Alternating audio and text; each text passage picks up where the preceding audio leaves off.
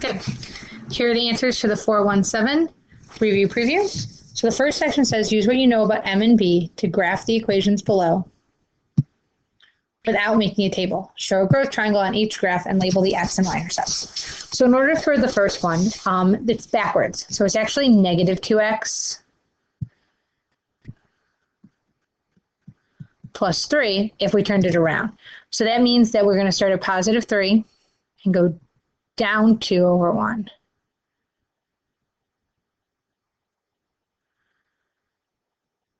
So then here's our x-intercept, y-intercept, here's our x-intercept, and our growth triangle would be right there. Part B says y equals 2x, so we start at 0, 0, and go up 2 over 1. Draw a line. Here's my growth triangle. There's no x, it crosses 0, 0, so x and y are the same place. And then positive, y equals negative 1/2 x plus 3.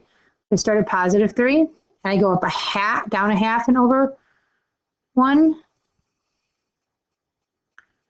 So my graph should have looked like this.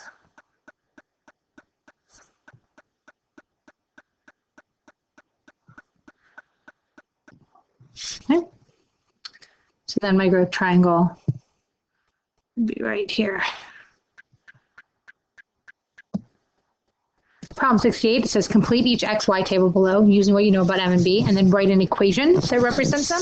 So I noticed that it's going up by 2 each time, so I am adding 2. So I actually wrote the rule first, and it started at 5. So my rule is 2x plus 5. So then I know 30 times 2 is 60, so this would be 65. That would be 405. And then in order to get 505, it would have to be 250. So B, I did the same thing. I'm going down each time. So it's negative 2x plus 4. So 30 times negative 60 plus 4 is going to be negative 56.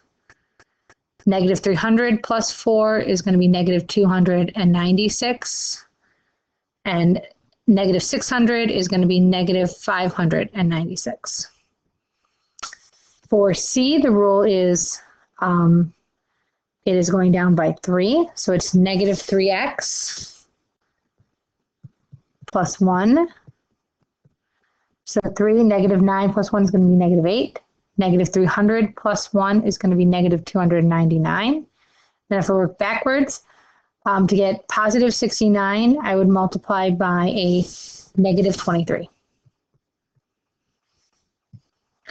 Problem 69, for a tile pattern with the rule of y equals 6x plus 4, where x represents the figure number, y represents the number tile, which figure has 40 tiles in it. So I would set it, 40 is y, do 6x plus 4, and then solve. So subtract 4 from both sides, I get 36. Divide by 6, x equals 6. So the correct answer is figure 6. Problem number 70, Josie and Jules are building a model car. They find that the real car is 54 inches tall and 180 inches long. So I can write that as a ratio, 54 over 180. They decide to make their model 3 inches tall, but now they have disagreement. Josie thinks that their model should be 10 inches long, and Jules thinks it should be 129 inches long. Help them settle their argument by deciding if either of them is correct. Explain how you know how long the model should be. So 54 is the tall, and they want it to be 3 inches tall. So I do 3 over x. So I get 54x equals 540. So x equals 10. So Josie is correct.